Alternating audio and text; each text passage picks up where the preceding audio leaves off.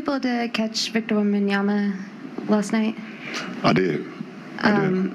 What did you think of him? And also, not just on the court, but you at one point were, the it guy coming into the draft. Like, I wonder if you could share a little bit about what it's like to be in that position, if you can think back that far.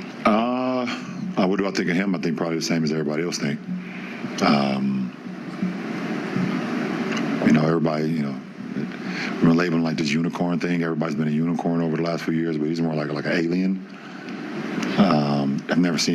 No one has ever seen anyone as tall as he is, but as fluid and as graceful he is out on the floor. All of you guys have heard, Victor Wembanyama is an alien. I truly believe that Victor is going to be the #1 draft picked next year in the NBA draft. I mean, can you get any better than him? He's 7'3", 7'4", possibly taller, extremely young and extremely skilled. We haven't seen a player like him in a very long time. As a lot of people can tell, there's been players like Ralph Sampson and Yao Ming who are a bit comparable, but the thing with Victor is that he moves a lot more fluid than a lot of these big guys, and he has the footwork, and he has a three-point shot at a very young age.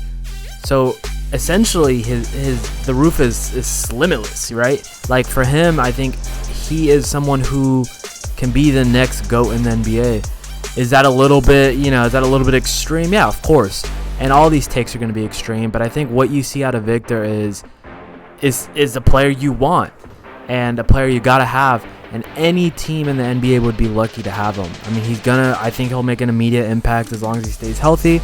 I think something that he needs to work on is his health and his weight, maybe gaining a little bit more weight. He's skinny, and I think that's a factor of how tall he is, but he doesn't look as skinny as like Chet does or someone like that.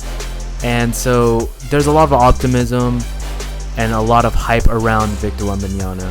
His jumper is smooth. His offense and defense on the transition is amazing. There aren't a lot of flaws in his game because he moves fast. Maybe not exactly like a guard, but damn near. And it's just, he's going to be an impossible guard for anyone who has to guard him. There's no way around that. He's going to be impossible to defend. He's 7'4", moves quick, has a shot. You tell me if you can find a hole in his game, honestly. As you can see in the clips behind you, he's unstoppable. He drives baseline. He can shoot a jumper. He can shoot a three. Anything you can ask him to do, he can do. And I'm just excited to see how it's going to pan out next year when he gets drafted and how he's going to do in the NBA. I think I'm very excited to see how it's going to go. And honestly, I think there's just a lot of what ifs. What's going to happen by that time, and what do we need to do? So I think the biggest question that we're going to ask ourselves is who is going to get Victor Wembanyama? How many teams are going to tank for this man? And who's going to be the lucky lottery winner?